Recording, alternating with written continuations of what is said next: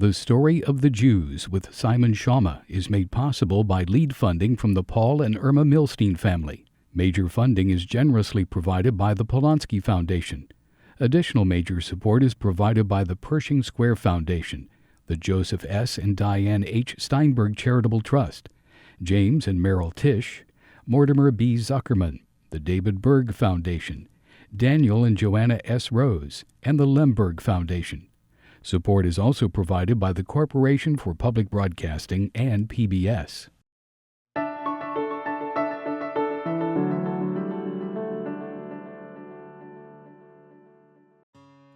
Rabbi Sandy Sasso may be retired, but she remains a beloved presence at Congregation Beth-El Zedek. Today, she's reading one of her books to preschool children, fueling their imaginations. Sasso's books and storytelling send a powerful message of faith.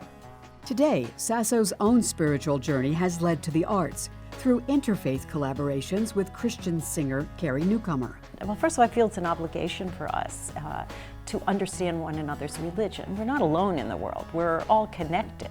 And we have shared many different practices and learned from each other over the centuries. It's helped me understand my own faith better, and it's also inspired me to look in places I hadn't looked before.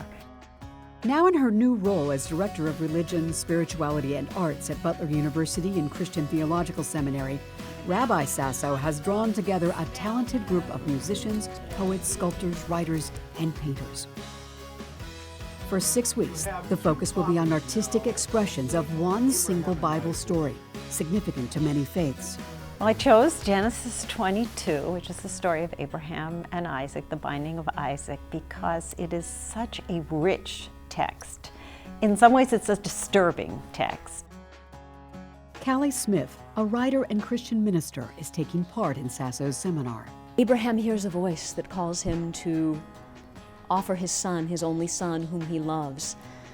And Abraham goes, and he goes to the mountain, and in the end, he does not have to kill his son.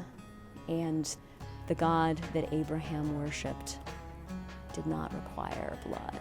I thought it raised some deeply spiritual questions. There's so much emptiness that allows for creativity. We had a piece by Benjamin Britten, and I had never heard the story that way. I mean, when they sang it, the emotion and the power of the words in song gave me the chills. And I have read that text hundreds of times, but hearing it with two people singing in the way they did, I mean, it was very, very powerful. So yes, I think it opens another window, another way into the story. I'm sorry. Texts are meant, I believe, to be continually interpreted. Otherwise, they lose their vitality. What's so striking about many of these texts is that they're so open, and they're meant to continue to live, and they will live in new ways in every generation. We are not just descendants who receive this text. We are also ancestors who pass it on to a new generation. And it's got to go through us. I mean, we don't just take it and, throw it to the next generation. It goes through us, and in going through us, it changes. Sasso helped acclaimed artist John Dumont rethink the text.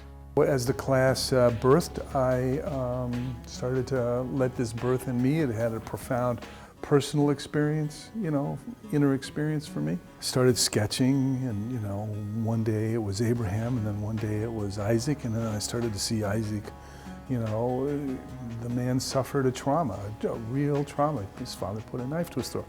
That's a deep, lasting, generation on generation kind of experience. Now, maybe for the first time, he's using the Bible as inspiration for his work. Everybody's got personal stories. Everybody's got a past.